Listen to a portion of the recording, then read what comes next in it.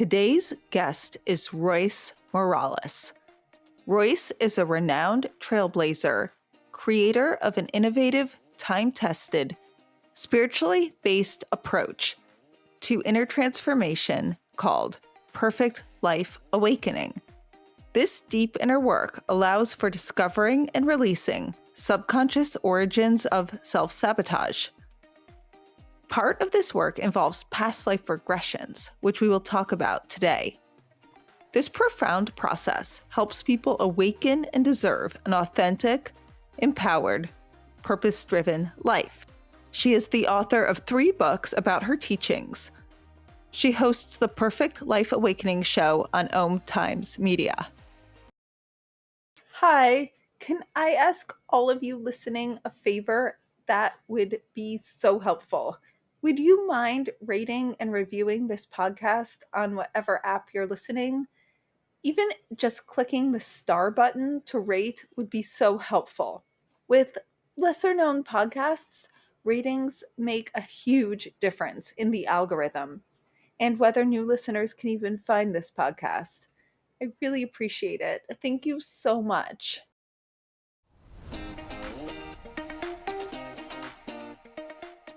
Welcome to What the Fuck Just Happened.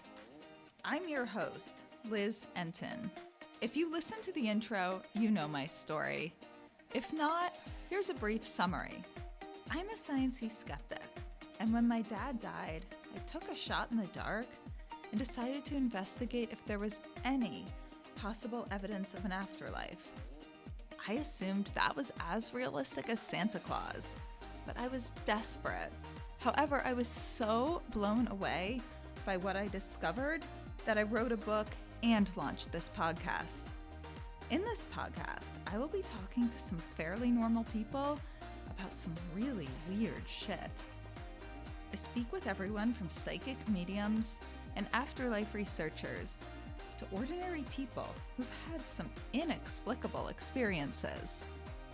So come, listen. There's no need to draw any final conclusions. Keep an open mind and wonder, what the fuck just happened? Hi, everyone. Today I am talking with Royce Morales. She is a transformational facilitator and developer of Perfect Life Awakening, and she'll do a full intro and go into that a little further.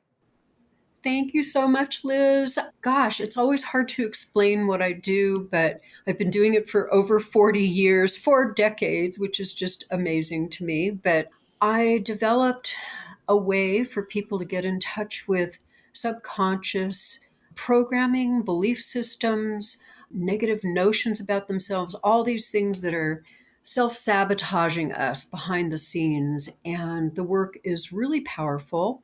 I take a big shovel and pull out some roots of some of those things so people can transform their lives. My little tagline that I use is transform from triggered to empowered. And that's really what the work does. And I'm sure we'll get into this as we chat, but all of the information and all of the work that I do was intuitively received. I had studied a lot of different disciplines and a lot of different self-development programs and whatever, but I always found that they didn't go deep enough. And this work goes really deep, so it really makes some profound changes. So that's my longer version. You had me on your podcast as well, and you mentioned that, like me, you didn't believe in anything spiritual. You were completely materialist. It sounds like we both come from that previous belief set. First, I'll describe a little bit what you thought before and what was your first turning point. Well, I don't think that I probably wouldn't use the word material, but I was searching. I was always looking for something. I had questions. It used to drive my mom crazy because she was very materialistic and very logic-based, and she was, a confirmed genius. And so when I would ask her these things about, well, what happens when we die, or what is the meaning of life, or things like that, she would just go, I don't know. She would make things up and give me these answers that didn't fulfill me. And so at quite a young age, I started to do some research. I studied religions. Like I said earlier, I went to a lot of different self-development courses. I did EST. I did, everything that was going on in the 70s. I did it, and studied philosophy, all of that. And nothing went deep enough and nothing stuck. I would come home from these wonderful weekend self-development courses and I'd be flipping people off on the freeway, and it's like, what? Wait, why did it not stick? And then I kind of went into spirituality, and it's really kind of, talk about a dissolving my skepticism moment. This really started things for me. I was living in a duplex, and my across the hall neighbor came over one day. I had just had a baby. My baby was like weeks old, and she came over to see the baby, and we were sitting in the kitchen, and she said to me, I sometimes have these experiences that seem like they're psychic. I sure wish there was some way I could develop it. And I said, oh, yeah, I've had a few psychic experiences too. Like one time I was going up an escalator and I suddenly just knew that the escalator was going to stop. So I grabbed onto the handrail and prevented myself from falling as the escalator stopped. And so I told her this story, and she said, wouldn't it be great if there was some way we could learn how to be psychic? And I said, yeah, that would be great. The next day, she comes to my door and she's holding this crumpled purple paper in her hand. And she says, look what I found on the street. And on this flyer was information about a place in Beverly Hills that taught people how to be channelers, mediums, psychics. And I said, oh my gosh, if that isn't a sign, I don't know what a sign is. So we decided to go to their little class, and it was in Beverly Hills, so it made it very acceptable to me. It wasn't some weird place. And so we get there, and the woman looks really normal. She's wearing pearls and a polyester pantsuit. And I thought, okay, well, let's see what this is. And so she talked us through a meditation, and I had never meditated before. And during the meditation, I was terrified because she had been talking about spirits and all of these weird things. And I thought, oh my God, this is scary. And I sat there like shaking in my boots. And after it was done, she went around the room and had everybody share. And when she got to me, I said, I was just terrified. That's all I got. And she said, well, you could have opened your eyes. And so that was my first experience. And the neighbor that had gone with me said, oh, no, this is way too basic for me. I'm not going to do it. So I came without her the following week.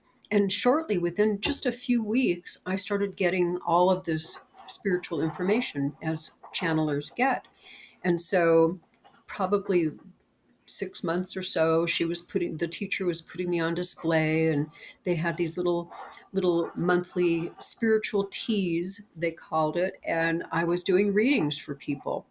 And I just had all of these amazing things come out of my mouth that I had no idea of, and it really shifted me into believing not only in spirits but in my ability to do this. I had a full on out of body experience in one of her classes where I just literally had no idea what was going to happen, but I knew that I had left my body, and I found myself visiting a very dear friend of mine in his apartment. And afterwards I called him up and I said, did you feel me there? And he's like, yeah, I kind of felt something weird.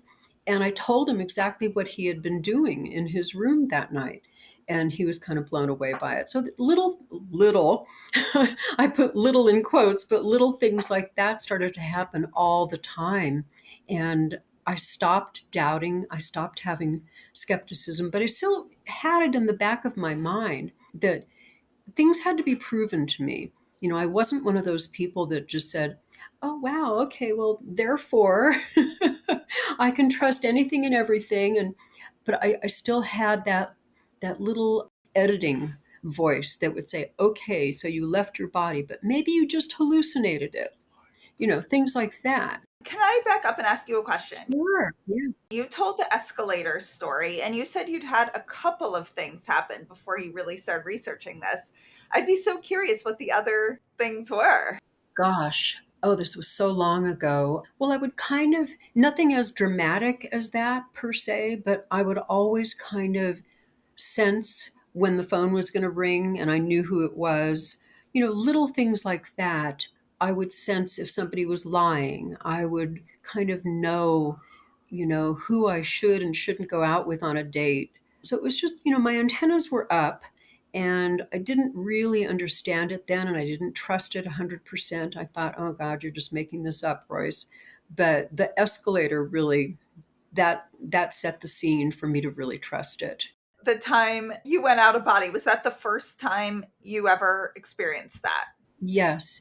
And what was interesting about it also was I was starting to understand that there's a difference between having these experiences versus having a more higher consciousness motive behind them. And I knew that my motive was because I kind of had a crush on this guy.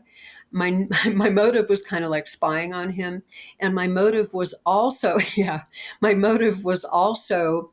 Oh my God, I have to say, I would totally do the same thing if I could go out of body. Can't lie. I'm like not that spiritually advanced yet. Right. But my other motive was to prove that I was a spirit and I could do this. So that's not too impure, but the spying on him was impure. But the next night when I was meditating, I said, okay, now here's what I want to do. I want to go see him again, or I forget exactly what I requested. But I heard this very powerful message that said, you are not leaving your body again until you come up with a more higher consciousness, more pure reason to do this. And it took years. I'm telling you, at least 10 years for me to leave my body again. It was that strong. So yeah, I learned a lot from that, from that little interaction. First of all, I want to ask, how did you know you were out of body the very first time?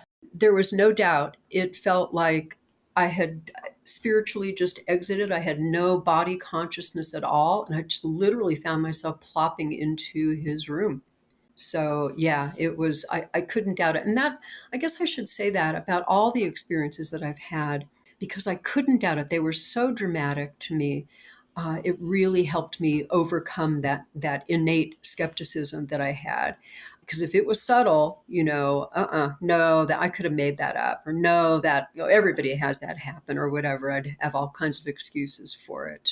Were your senses, because you said you saw him there, were they your senses as strong or your vision as clear as if you were really in the room? Yes. There was no difference than if you were really there. Yeah, I was there. Yeah, absolutely. Yeah. Yeah. In fact, it was so strong. I thought for sure when I called him, he would have said, "Oh yeah, I saw you right there." But he wasn't as attuned to me. That I just have to ask us if you don't have to answer. This is personal, but did you end up dating him at all?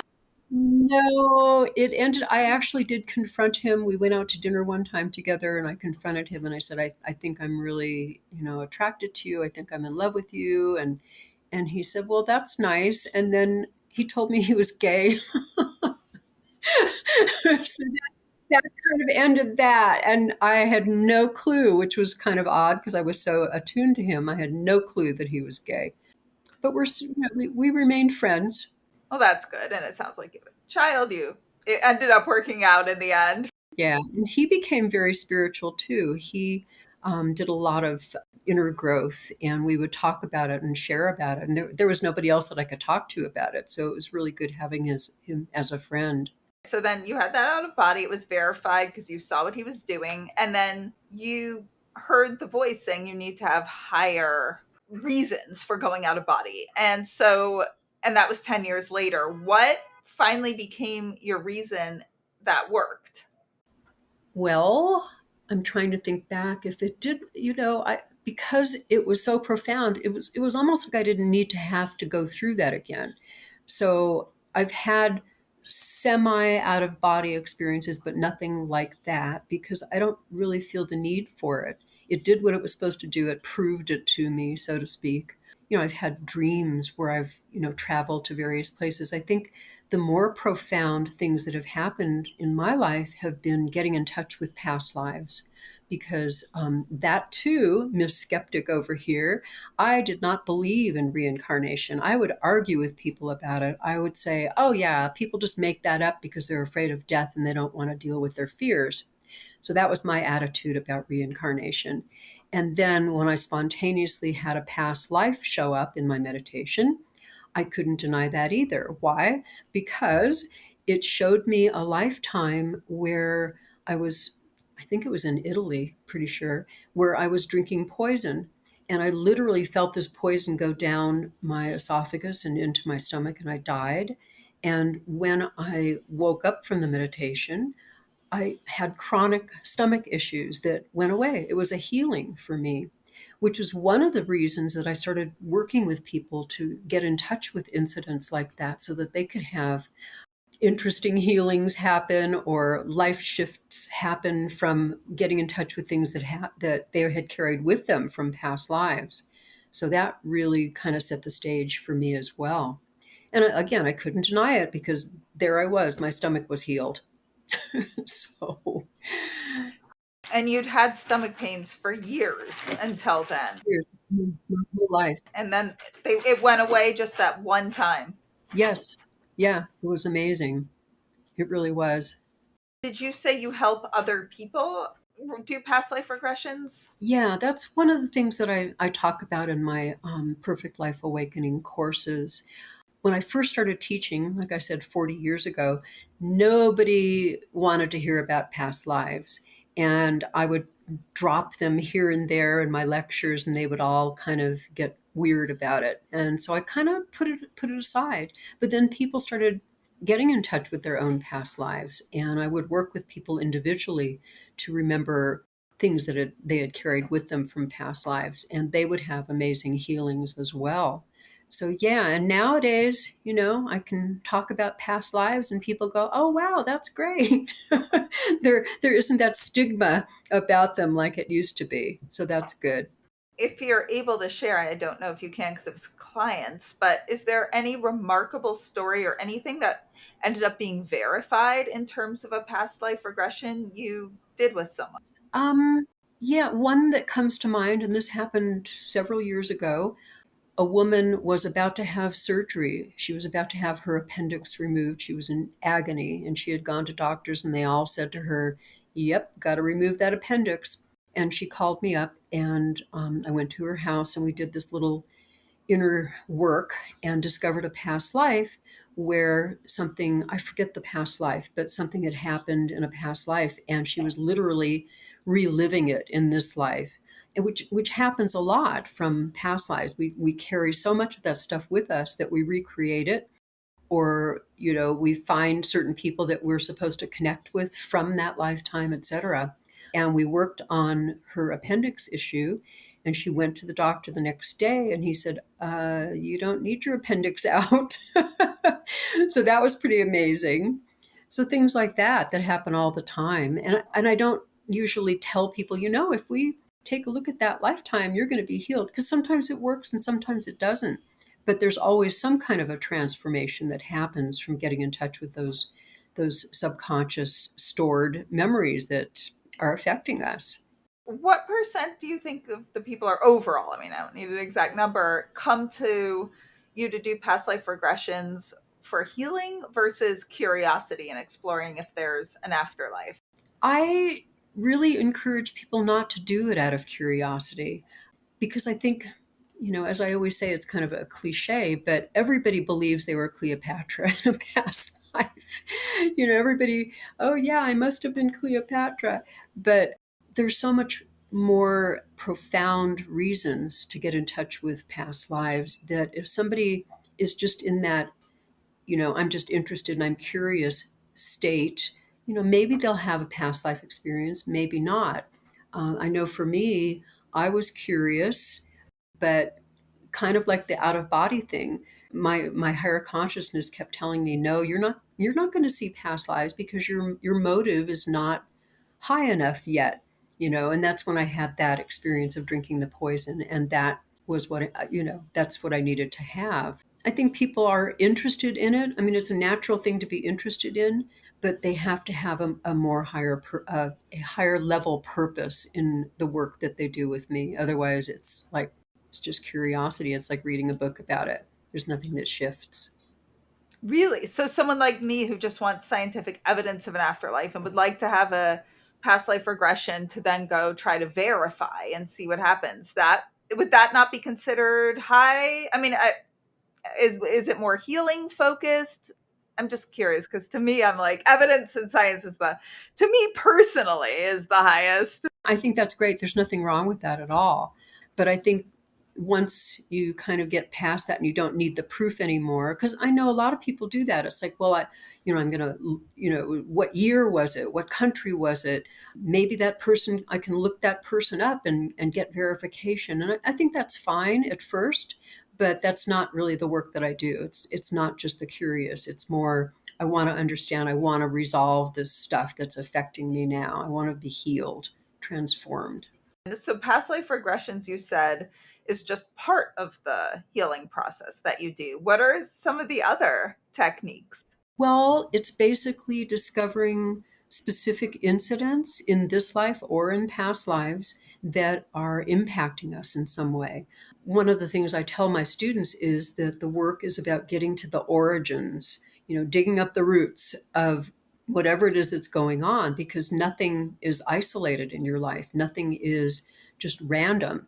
There's a reason that everything happens, and what is that reason? Where did that come from? And I have people locate very specific moments of pain or loss and very specific moments where we believe we caused pain or loss that really set up the patterns, the repetitions in our life of things that won't work. Or, why do we self-sabotage? Why do we not feel deserving? Why can't we manifest our goals and our dreams and our soulmates and all of that? So that's the work that I do. And I find that by getting to those origins, getting to those roots, things can shift. A lot of, therapy and inner development, all of that stuff is just very surface. I find that a lot of spiritual teachers are all about, well, just say 10 affirmations and everything will shift, or just visualize, or do a vision board, or whatever. You've got to get to the roots of what is getting in the way of manifesting what we want. And that's the work that I do. And that's the proof that I get. From my skeptical mind, it's like, wow, you did that work and all of a sudden your business is booming. You did this thing and all of a sudden you meet your soulmate. It just still blows my mind, even after 40 years of doing it. It's amazing. What was the process? I know yeah, I agree the affirmations don't work. I mean, they can be good very short term, like if you have a really intense job interview, say that day, like, and you just need it to get through the next hour, but they're not going to make, for me, I've always found them kind of like, I can't take them really seriously. They're not going to make a big difference. How does yours work, your specific approach?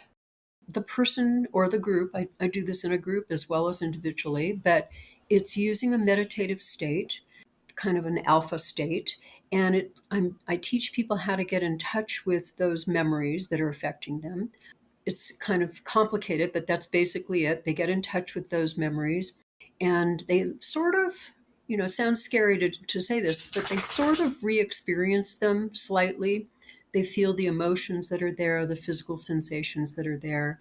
And most importantly, they trust that there were probably some decisions that they made at that moment. So they get in touch with those decisions. If somebody hit you on the head with a baseball bat and you're laying there in a semi-conscious state and you're scared and you're sad and you're upset and everybody's laughing at you, well, what did you decide right then from that? Well, I decided that I'm clumsy, or I decided that baseball bats are dangerous, or I decided that men are violent, or I don't trust myself to stand up for myself. There could be 20 or 30 decisions that are made from those incidents. And once they get in touch with those decisions, the impact kind of blows off. The charge that they have sort of blows off. And then I do some work sort of reprogramming them in a positive way. Understanding the spiritual lesson from those events is real important, because this is all spiritually based. And that's pretty much it. And then people are able to see that, oh, wow, no wonder I would go to baseball bats and or baseball games and hate them or whatever, because all of this stuff is stored in the subconscious mind. we're not in touch with this, especially incidents where we believe we caused pain or loss. Those are like way down there because we don't want to ever admit the things that we've done. And those are the things that really set the pattern going for us.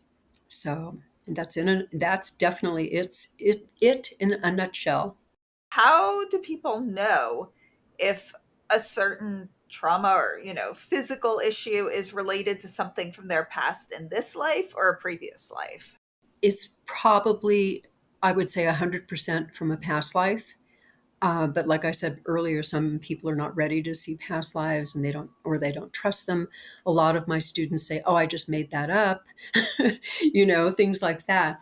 And you can have amazing results just from realizing stuff about this life. But to really get to the core, you've got to go further back. We've been around for a long time. We've had hundreds of lifetimes. This is not our first rodeo. So it's important to get to the real core source. And how would someone know? Because I did do a past life regression and it was really interesting. I did it for my exploration. And I have no idea what was real versus if I made it up and told myself a story. There was nothing I could specifically verify. It was just aspects were interesting, how, I guess, vivid it was, but I've had vivid dreams. So, how do people know if they're making something up or if it's an actual past life? Well, that's a question that I get asked a lot. And actually, one of the techniques that I use with people that are really caught up in their logical mind about all of it is I say, well, give yourself permission to make something up. And as soon as they do, these long stories and these long things start coming out of their mouth, and they're like, oh, okay. And they can feel it and they know that it's coming from somewhere.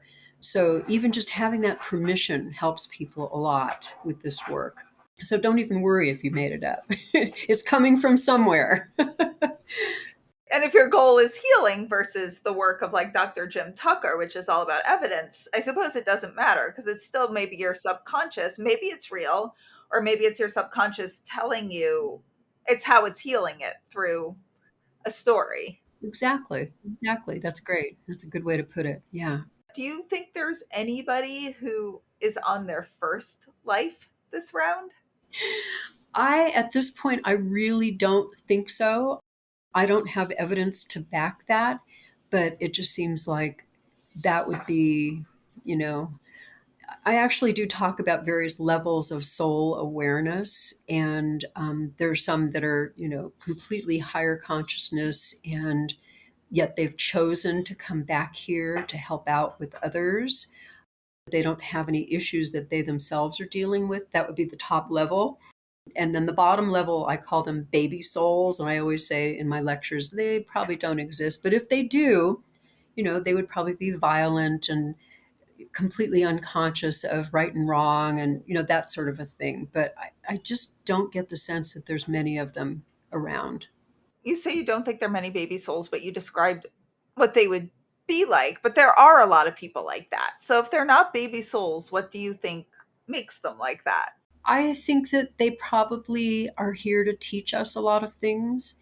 There's so much stuff going on right now, so much division and anger, and I'm right and you're wrong going on. And I sometimes get the sense that those people that are instigating that are really here with some higher purpose to get us to really confront our own need to be right, or our own anger, or our own issues, without getting too political. I think that certain former presidents have been, certain former presidents. Oh, I'm very open about my opinion of him on this podcast, so feel free to say what you want. People know my exact opinion of that. Okay, good, good. I'm sure we agree. But yeah, I just, I think about all the stuff that happened during those 4 years and continues to happen. And I know that there's some tremendous lessons that we're supposed to learn from that. Before we had that guy to use as our mirror, I used to talk about Hitler a lot because I talk a lot about taking responsibility for our issues and what is it that's triggering us and what is it a mirror of about us that we need to look at. That's like one of the core things that I talk about in my classes. And people always raise their hand and go, so you're saying that Hitler could be a mirror for me? And I always say, yeah, it's hard to admit it, but even somebody like Hitler or Trump or whoever is showing us some aspect of our denied self that we need to get in touch with, and it's going to get bigger and bigger and more dramatic until we get it. So we didn't get it with Hitler, so we have, another opportunity with Trump.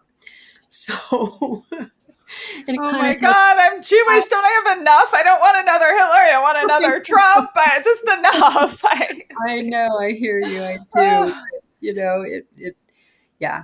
And for me, it's allowed me to kind of tolerate all the stuff that's been going on the last 6 years because I keep looking at it in terms of, okay, what is he showing me about myself now?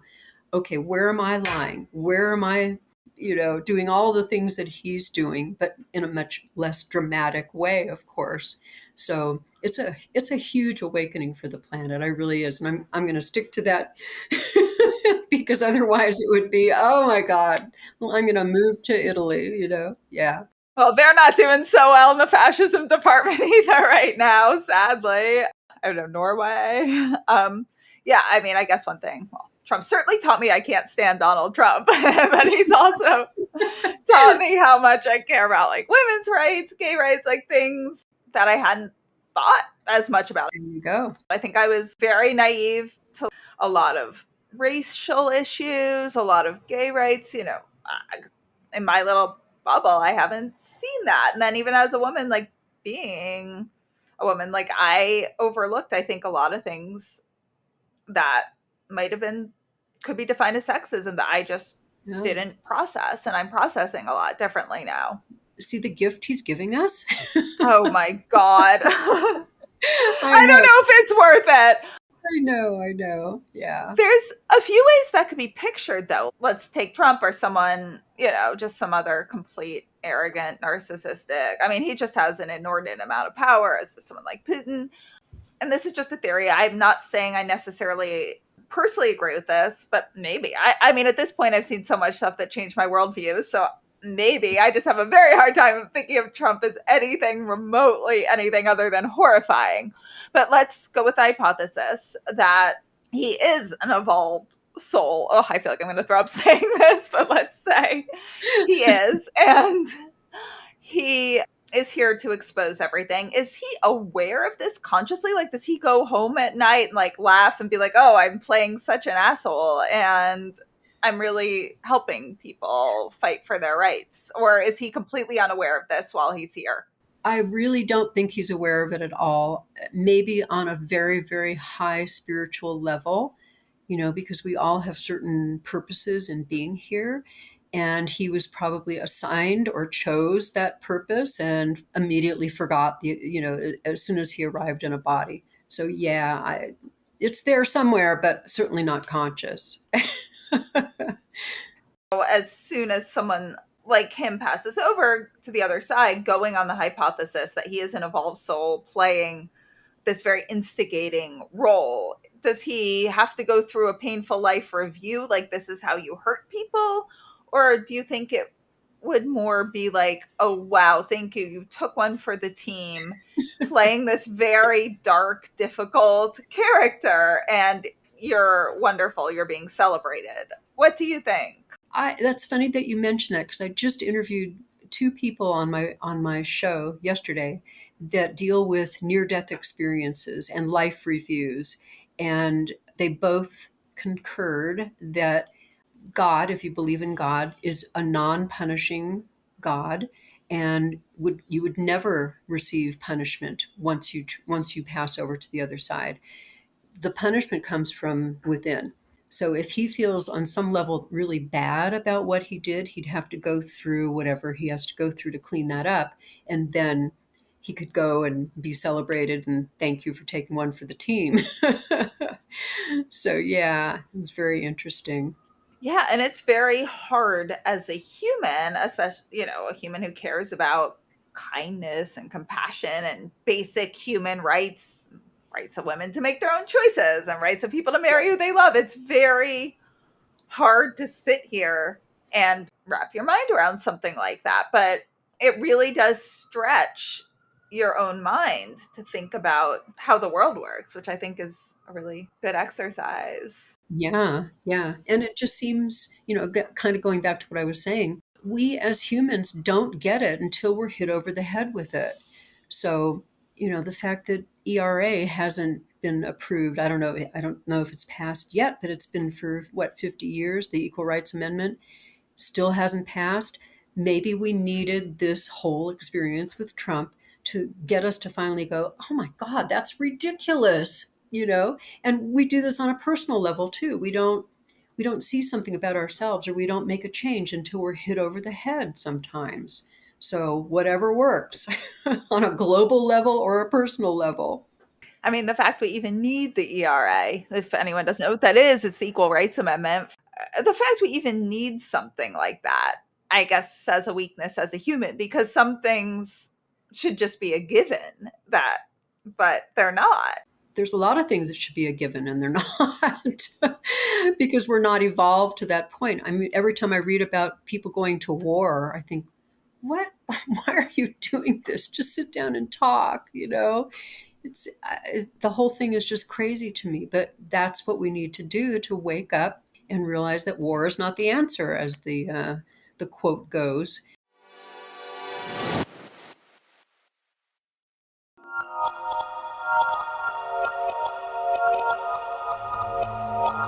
Approximately 185,000 murder cases went unsolved from 1980 to 2019. On average, 66% of homicides are solved each year. So what about the other 34%? Alarmingly, the number of murder cases that went unsolved by police hit a new high in 2020, resulting in only 50% of cases being solved, leaving far too many families with no answers, no resolution, no closure. That's why we investigate and report on unsolved cases, to spread the word in hopes of helping families who are searching for answers. We don't sleep. We're just actively looking for her. These girls were alive. They were living, breathing people. They weren't a picture in the media. There was a body found in a truck recently. None of us know anything about that body. Who was it? What happened? What could have happened? Who could have been involved? There's no answer. And it's just horrible. A true crime series investigating mysterious, unsolved cases. Real people, real stories, real crimes. Tune into Speaking of Crime with your hosts, Gia and John. Available on Apple, Spotify, or wherever else you listen to podcasts. We are at Speaking of Crime on Instagram and Facebook, and at Crime Speaking on Twitter.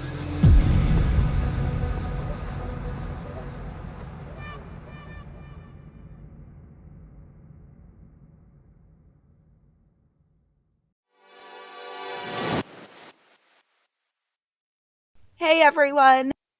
I'm really excited to let you know about the Science and Spirituality salons I'm now hosting.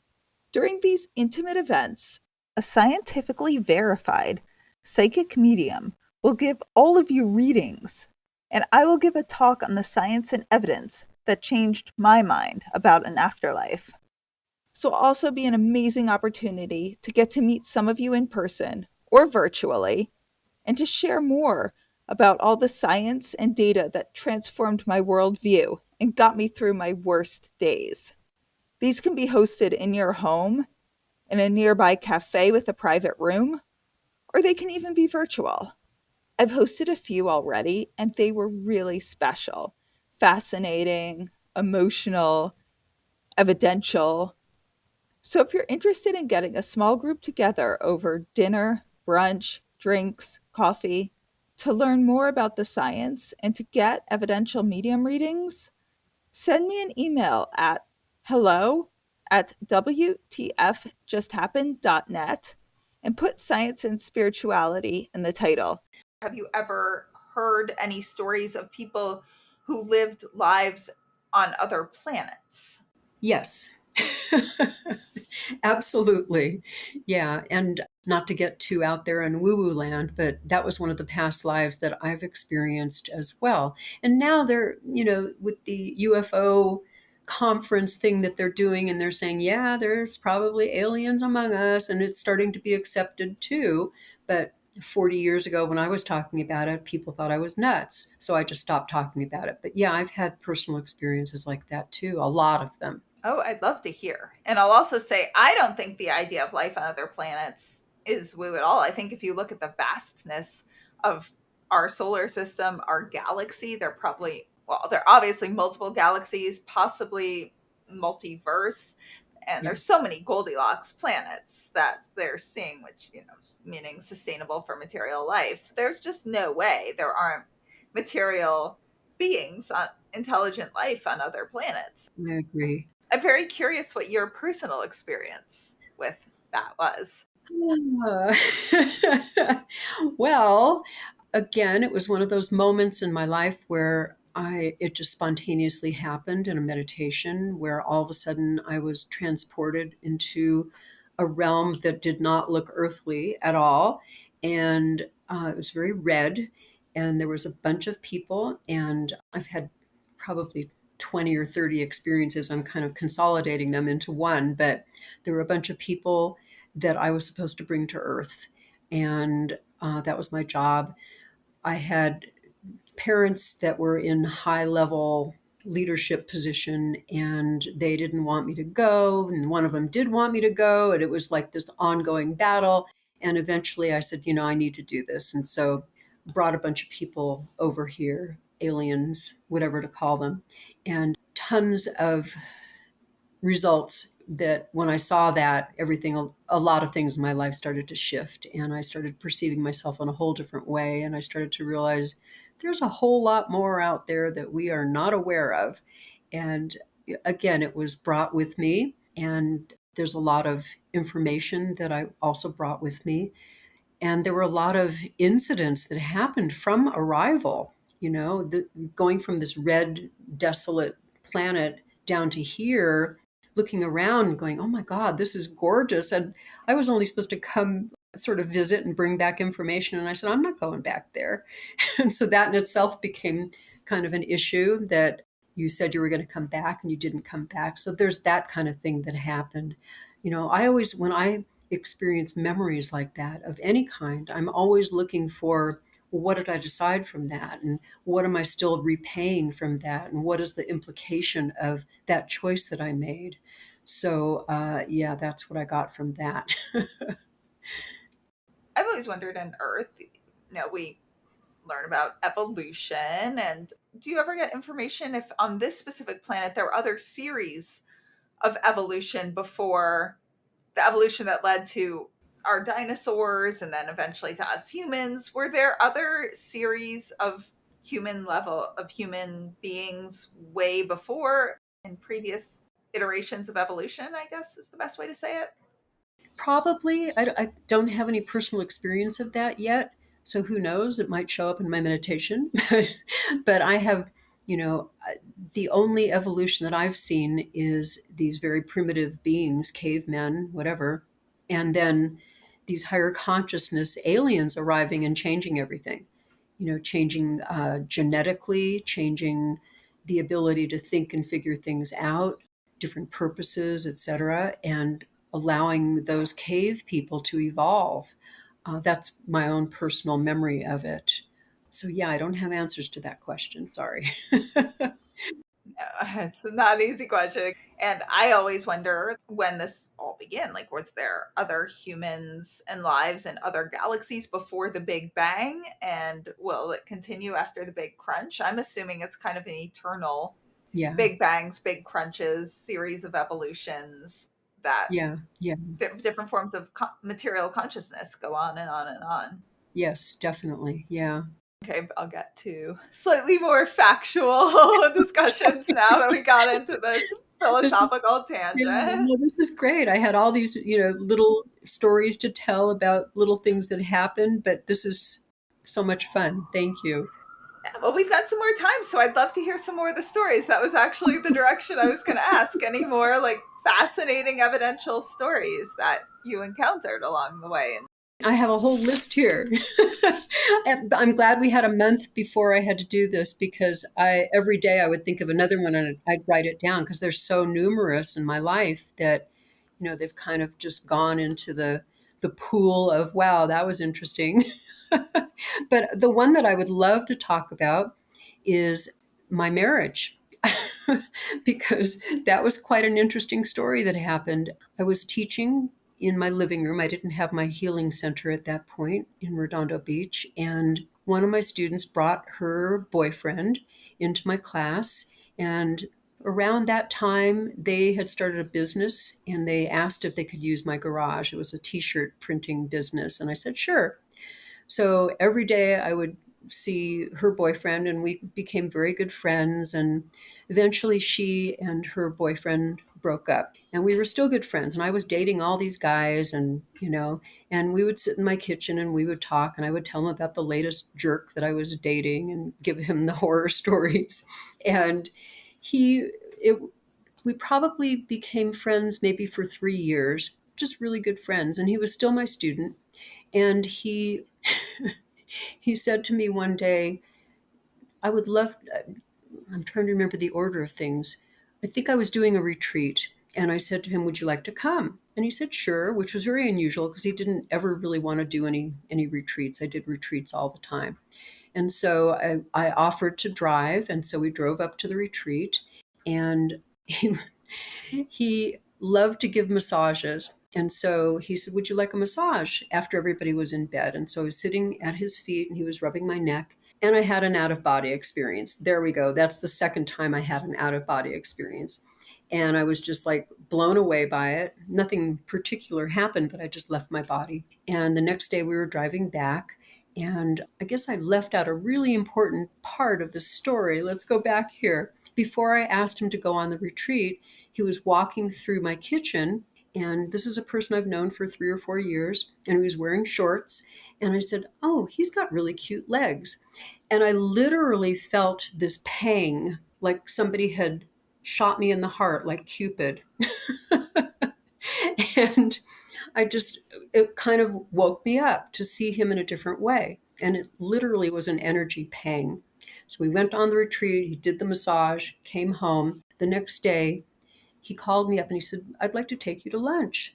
And so I said, okay, fine. So we met at a Chinese restaurant, we're eating our lunch. And afterwards, I'm getting into my car to go back to work.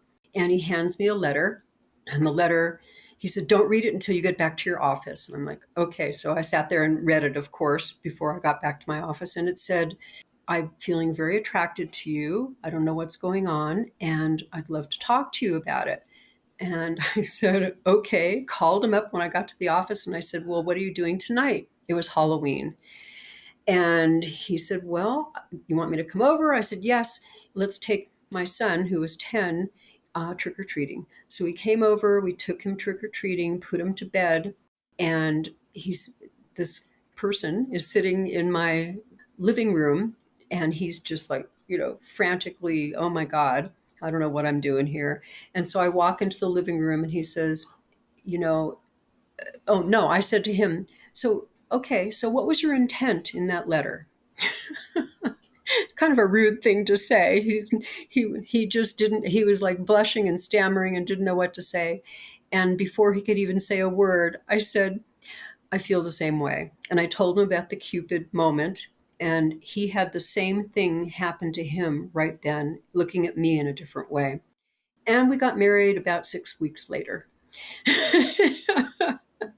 Oh my God, I love that story. Isn't that a great story? And people were betting that it wasn't going to last. People, came to my shower and they were like, whispering to each other, it's not going to last.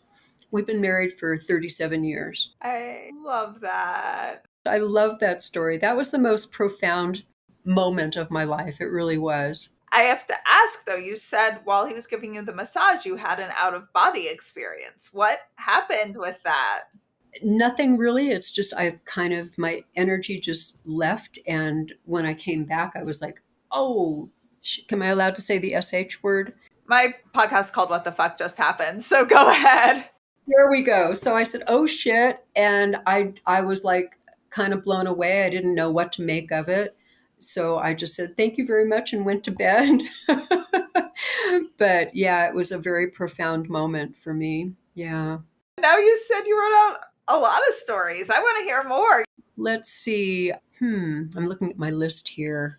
Oh, yeah. It's kind of an interesting one. It's as not as dramatic as the one with my husband, but I was teaching out of my office, and one of my students called me up. She had just gotten back from a short vacation, and she had gone to Big Sur and whatever else around that area. And she said it was the weirdest thing. I had this lucid dream, and I was told in this lucid dream that I'm supposed to open a store, and I'm supposed to call it Harmony Works.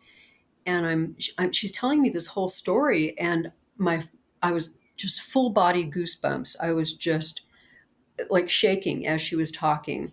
And that never happens to me with a student. Usually I'm very teacherly and, kind of distant a little bit. And as she was talking, I heard loud and clear, "You're supposed to do this with her, Royce." And so I said, "This is really weird, but I was just told I'm supposed to do it with you." And she said, I know you are. And so the two of us got together and started an amazing store in Redondo Beach. And we would meditate together and figure out what we were going to do in the store, what we were going to carry. And it was given to us very clearly that it was supposed to be all earth friendly and made by hand and made in a spiritual conscious way. And so we opened the store, and it was phenomenal because nobody even knew what earth friendly was in those days. People were like, "What do you mean earth friendly? What do you mean it's green? It's not green." So I was constantly teaching people about earth friendliness, and the community just fell madly in love with the store. It was like it became a central hub for people to just go and feel good. We had lectures, we had events, we had earth days, we had all kinds of things going on. It was really wonderful for the first year. And then my business partner called me up one day and said, "I can't do this anymore." And I said, "What do you mean? I don't understand. This was your dream." She said, "No, the dream was about me delivering it over to you." And so she, split, and that was it. And I carried on in that store for 21 years. And it was just the love of my life. It was so just amazing. There's no other word for it. And the intention was just so pure. And, people could see how much heart we put into this. And it was just amazing. And all because of her dream. So have you ever, I guess that's probably it. Are there other times you've had coordinated dreams with students, or you knew certain things were the path they would take? All the time. All the time. Yeah. And I would say that I get a lot of information from, on a higher level from my students all the time. But I've learned that it needs to come from them. For example, I had one of my students, she was really amazing. And I heard in a meditation, and when I say heard, it's not like a voice, it's just sort of a knowing. It's kind of just like a floating in knowingness about them.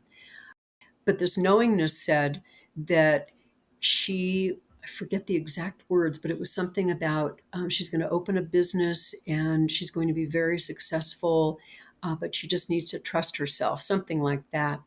And I was about ready to share this with her, and that knowingness said, "You are not allowed to share this with her. It's not the right time. Do not say anything about this."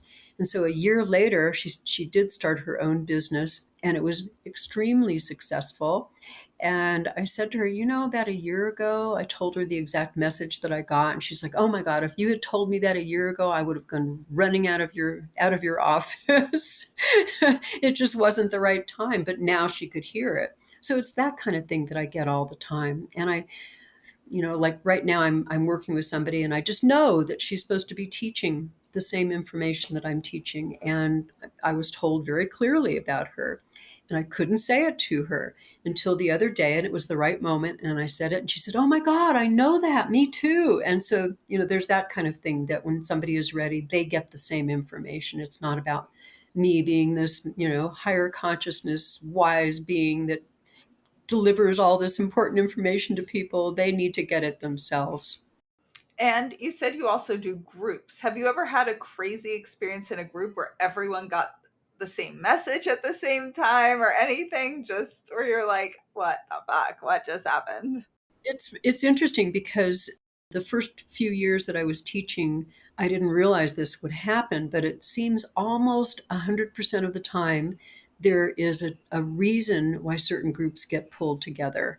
I had a group one time that after about the third or fourth week, there's a lot of sharing and interacting that goes on in my classes. And one person shared that her father was alcoholic. And I looked around and everybody had kind of a strange look on their face. And it took a few more weeks, but slowly everybody disclosed that one or both of their parents was alcoholic. And it was so amazing to me. And from that point on, I just kind of wait for it to unfold. It's like, oh, what's going to unfold from this group? And there's always something, always. It's amazing.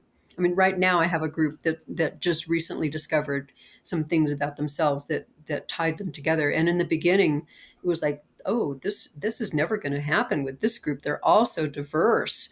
But it did. And it was like, oh, wow, that's amazing.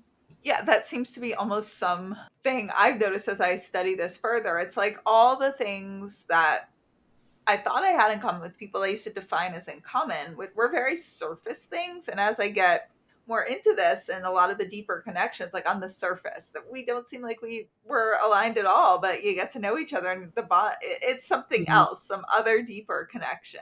Definitely. There's a reason. Yeah.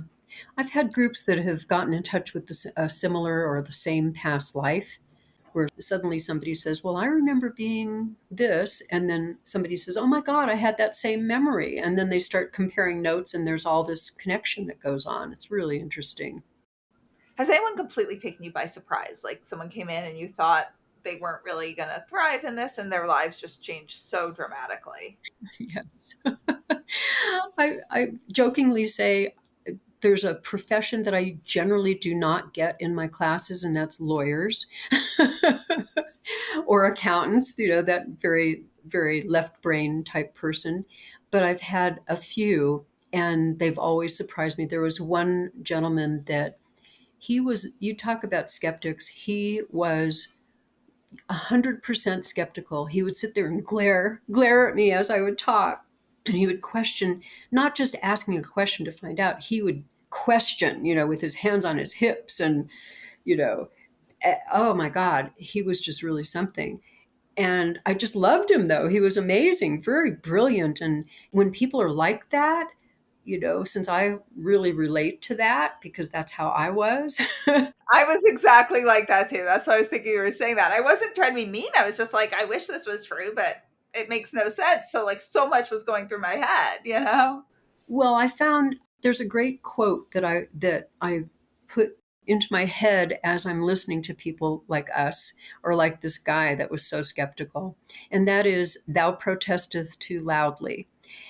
And I found that once he got past that, and once he started having his own personal experiences, he was like my star student, just my star student. And now he posts stuff on Facebook all the time that is so profound and coming directly from what he learned from me. And I always put little likes and little hearts next to it. And I'm like, wow, that's just amazing. Do you remember how you were a few years ago? But yeah. Yeah, I think the people that are the most skeptical that are still enough open-minded and curious to absolutely not believe, to go in and want the evidence. When the evidence is there, it is so shocking and profoundly life-changing that we become the ones that are the biggest proponents. Like, right. I mean, I remember going into a medium workshop very early on, the first one I went to, and a woman afterwards was like, why did you even come? I was like, I wasn't being rude. I was just asking like a lot of questions about science and how this could be true. I was being respectful. I mean, I'm friends with her now, so I couldn't have been that horrible a person. And I was like, if people who don't believe this really seek the evidence, I mean, that's what I think most of the scientists at places like the Division of Perceptual Studies at University of Virginia are not people that believe this. And it's like, the science is so amazing. You keep wanting to learn more and more. That's true. Did he have like a specific turning point? Did he have like some huge what the fuck that you could share, or was it a slow build up? There was something, I don't remember exactly what it was, but there was something earth shattering that happened. So yeah, unfortunately, I can't remember what it was, but you could just see it in his eyes. You could see it's like, oh shit, this stuff is true. So yeah. And I mean, I'm still somewhat skeptical, so I still get like, I'd say I had a few absolutely profound what the fucks, but like lots of little ones along the way that keep building up. Are there any other stories that you would like to share? Yeah, one just popped into my vision here on my list, and it goes back to when I started teaching. Well, okay, let me start further back. I never in a million years thought I would be teaching. And of course, because I was so skeptical, I never in a million years thought I would be teaching spirituality. I just, what? And I was, like I said, I had gone to this spiritual center and was learning how to be a channeler. And one time the teacher couldn't be there to teach. She was on vacation, and she asked if I would take over the class because I had been there for 3 years and she knew me. So I get to the class and I'm thinking, oh, I don't know what I'm going to say to these people. Who knows? And I just we all sat in a circle and I just said, okay, well, we've been together for all these months, but I don't know anything about you guys. So we went around the room and everybody shared a little bit about themselves. And afterwards, everybody was hugging and, oh, that was the best class ever. Oh, that was wonderful. And I'm thinking, okay, that's nice. And one of the students came up to me and said, Royce, you seem to know a lot of stuff. Would you consider teaching me? And I'm thinking, this chick is crazy. I don't know anything. I'm just here like all of you guys. I don't know a thing. And out of my mouth came, sure, I'd love to bring your friends. And so she did. And we had 10 people, 10 or 12 people show up in my living room. And I sat there and I had no idea what I was going to talk about. And words would just kind of start coming out of my mouth, and people would ask me questions, and I'd basically rehashing all the stuff that I had studied all those years. This went on for about 5 weeks, and one of the students raised his hand after I had given this beautiful spiritually based lecture talking about all this wonderful stuff that, spiritual concepts. And he looks at me and he goes, Royce, that's all well and good, but how do you get there? Which was my big question about life. And so I said to him, instead of saying what I wanted to say was, how the hell do I know? I'm still struggling with it. Out of my mouth came, well, here's how. And I called up one of the students from in the circle and I said, sit down and we're going to do a little inner work and let's just see what happens. I had no idea what I was doing.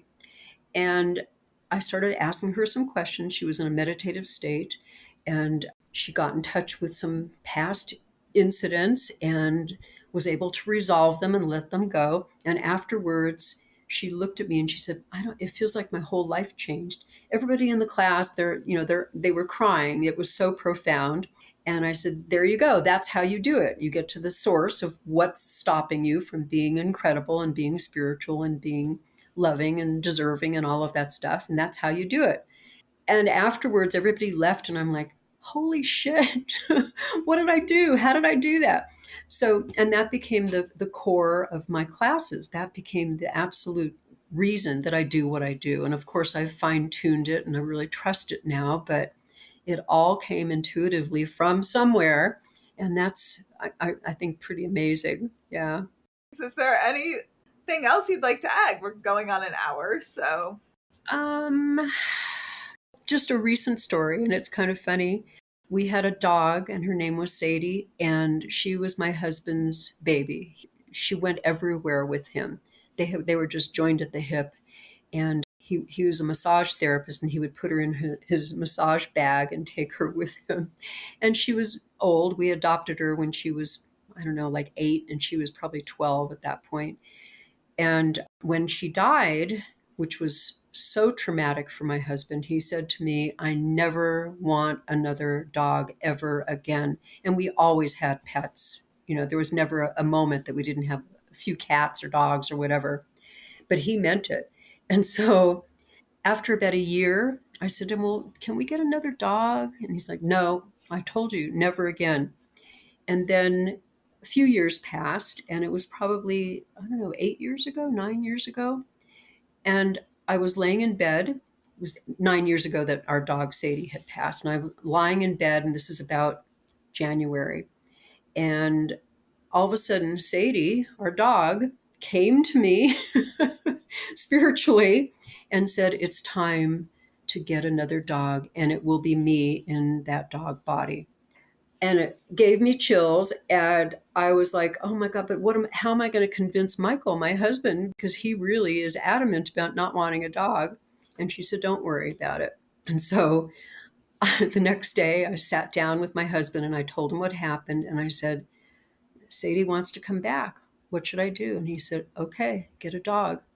And so I went online, found a pet adoption place, and the very first dog I looked at, I said, that's it, that's her. And I contacted the adoptive family, the foster family, and I met her. And it was so clear to me that this was Sadie reincarnated. And she has some of the quirkiness that Sadie had. Sadie had some issues, she really did. But this dog is like, all she wants to do is lick and cuddle and and sometimes I call her Sadie accidentally and she answers to it. And she's just the most amazing creature I've ever had. And of course, my husband is completely in love with her, head over heels. And every day I say to him, aren't you glad that Sadie came through and told me to get another dog? How did we ever live without this creature in our life? She's so amazing. So that kind of thing happens all the time. And luckily, my husband understands and agrees with it. And it's like, okay, all right, let's do it. It must be time. What is this other dog's name? Her name is Gigi, and we didn't name her. That's the name that she came with. And she's just phenomenal. She really is. You can listen to the Ghost Daddy podcast anywhere where you listen to podcasts.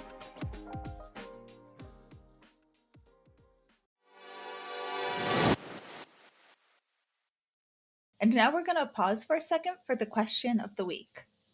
Mike asks, so I saw on Instagram that you said you bent a spoon. Did you? What was that like?